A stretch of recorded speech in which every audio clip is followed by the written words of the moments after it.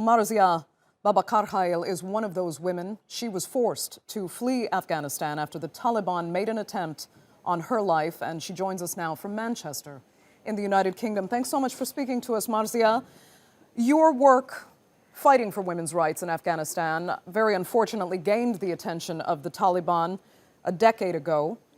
Tell us what happened to you and why it pushed you to flee your home country. Thank you very much for having me. Because I was worked as a judge in Afghanistan in the family court, and I realized the injustice around women in the court. So I decided to, as a human being, as a woman, to support women in Afghanistan, especially in the court. And I established a women organization. It's called the WACO, that stands for Afghan Women Social and Cultural Organization. And I start to bring changes in women's life in Afghanistan and empowering women. So that all the job I have done for women, that was deeply offended the Taliban. That was the reason, they against with me. Okay, and what did they do to you? Did they just threaten you, or did they outright attack you? First time when they was in power in my town, Palkhumri, they come in my house. They came and they was searched on me, and they broke our door. They insult my mother and my family, and I was hiding in the back door. And we decided to move to Pakistan. And I went to Pakistan in 1998, and after I established a school for Afghan refugees in Pakistan, and I start again to fighting for women's rights and for human rights in Pakistan. That was the reason they bring me again, and the Taliban attention, so they hit me by car, and they put me, I was nearly die. So I was in hospital for 6 months. And one day I decided to leave because I attended, international conferences for my, throughout my job.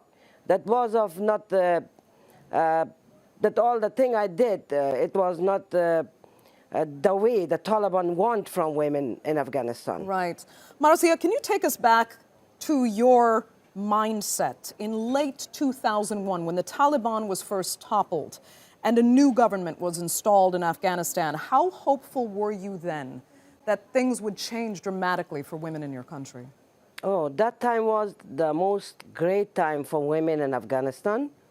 That bring hope for everybody, especially women, because the Taliban was just against with women in freedom. The thing they did in Afghanistan to close the schools, they close all the social activity for women.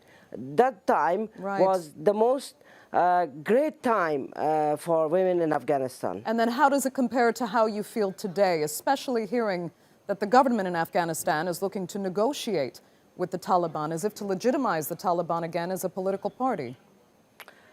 I'm hoping, because I'm very involved with women's activists in Afghanistan, we have a hope to bring peace in Afghanistan if this project is worked.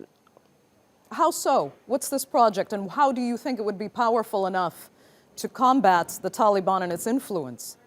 Because the government, they're trying to bring peace. Also, some people is fed up with the situation,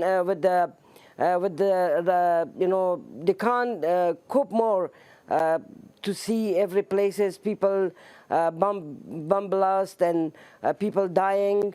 So it will be a good news for Afghanistan if this program will be worked in the positive way.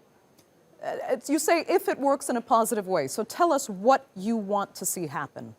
I want to be I want peace in Afghanistan, and because now I'm not there, and I know some of women, they are involved in this process, and the women, they are involved in this process. They are very activist, and they are thinking about future of our country and the future of women. I'm very hopeful for the future. And what are you doing now in the United Kingdom then to contribute to this? What's your work about? When I came in this country, I start my life, a new chapter of my life. I came with no English. I cannot speak one word of English, but I bring my experience, my language skills, and I joined Oldham College to learn English.